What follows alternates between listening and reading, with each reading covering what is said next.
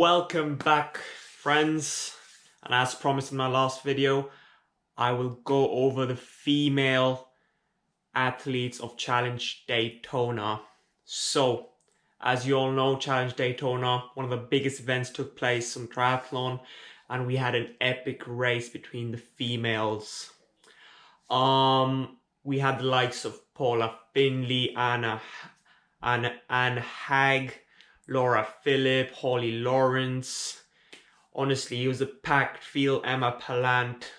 I like a lot of them, I'll be honest, I've never heard of. But yes, we had big names in the field. We had obviously Paula Findlay, who finished first. She won last year in 2019. She has redeemed herself. She's a fellow YouTuber, so hello. So I'm gonna go over Paula Findlay, and I'm gonna go over a second athlete. Her name is Lisa Nordén.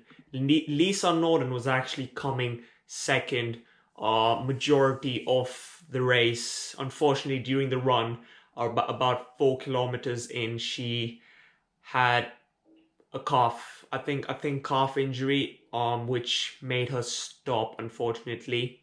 So I'm gonna go over Paula Findlay and Lisa Nordén.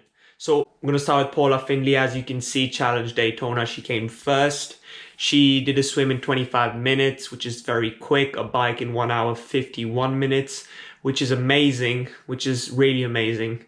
And then a run of 1 hour 6 minutes, an official time of 3 hours 24. We had Anne Haag, 25 minutes again, 1 minute 54, 1 minute 5. She was running really well. As you can see, she ran a minute faster than Paula. She finished in 3 hours 27. And then we had Laura Philipp, who did a swim in 27 minutes, to be honest, which could have been better.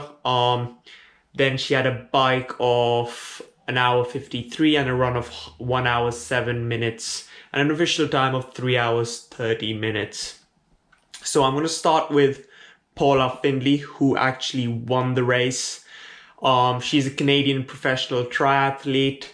She has done a 70.3 Ironman distance. She's pretty good. She has a lot of years of experience. She's been doing triathlon for about 10 years now, and she's been part of the Canadian team for a long time.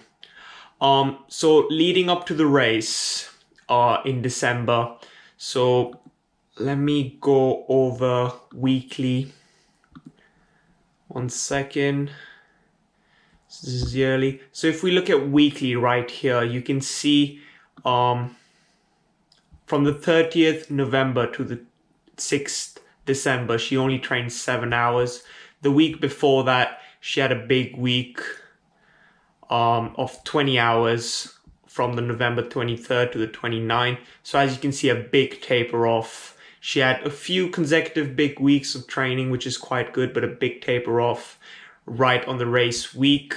So if we go into her time, so I actually took a morning swim because a lot of athletes don't record their swim times. So this is a swim from the 5th December, a day before the race took place. She swam an hour, 1,000 meters, 1,200 meters. And she did that in a pace of 1 minute 27 per 100 meters, which is quite fine. She's liking it. She's just moving. She's enjoying herself. As you can see, heart rate is a little steep, a little high.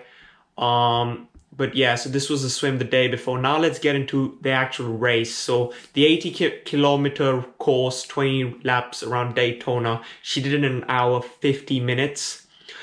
She did a speed of 42.7 kilometers per hour. That is extraordinary.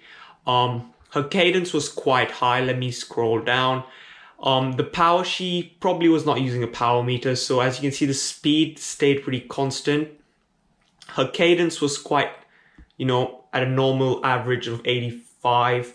It was quite good. She kept staying in that position for quite a while. She did not really come off it. As you can see, there is no drop in power or cadence or speed.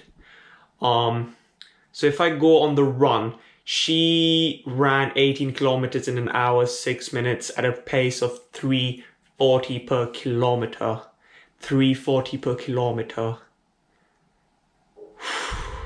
She was going fast. I can't even tell you, that's so fast. As you can see, PR, personal best. She was out there to win. Pace analysis, as you can see, she was right up there. She started strong, maintained it all throughout. And the last kilometer, she knew she had won. You know, she knew it. So yeah, there's not much to say. She was running blistering fast. Blistering. Now, if you come to Lisa Nordén, she's a Swedish triathlete. Very, very well known. A lot of experience. And yeah, in Daytona, she was doing very, very well. People thought she would actually catch up to Paula Findlay, but unfortunately she had to stop, just like Alistair Brownlee. So leading up to the race, as we can see, 30th November to the 6th December, only 6 hours, 15 minutes of racing, of training. The week before, she trained 11 hours. It's a good taper. And then she actually doesn't have that many big weeks. It seems like her big training was actually before November. This might be because she didn't choose to upload a lot of her training, or maybe she doesn't train that much. As you can see, the spikes taper down. A big training week, taper down. So yeah, so she has big weeks, but then it comes down gradually. Then she has another big week, comes down gradually. She probably knows what she's doing, and her coaches probably advise her because that's how it works best for her. She's very experienced. So if I go on the swim, she again swam on the 5th, one day before. She did 1,500 meters at a pace of 1 minute 34, which is again very fast. And again, just nice and slow. Then if we actually look at the bike effort for Lisa Nordén, she actually had a power meter, so we can look at her power data. She had an weighted average of 250 watts, 249 to be exact. An hour 49 minutes, so a lot quicker than what Paula Findlay, not a lot quicker, a little quicker, but one second, a little quicker, but not by a lot, but it's quite good, you know, because Lisa Nordén is strong. And as you see, cadence, quite high, 87 average, max 101. Her power stayed pretty consistent. But the amazing thing about both these athletes is they stayed in that position for quite long. You don't see this drop or spikes, very consistent throughout. And so yes, the speed average of 43 kilometers per hour and the max of 56.5.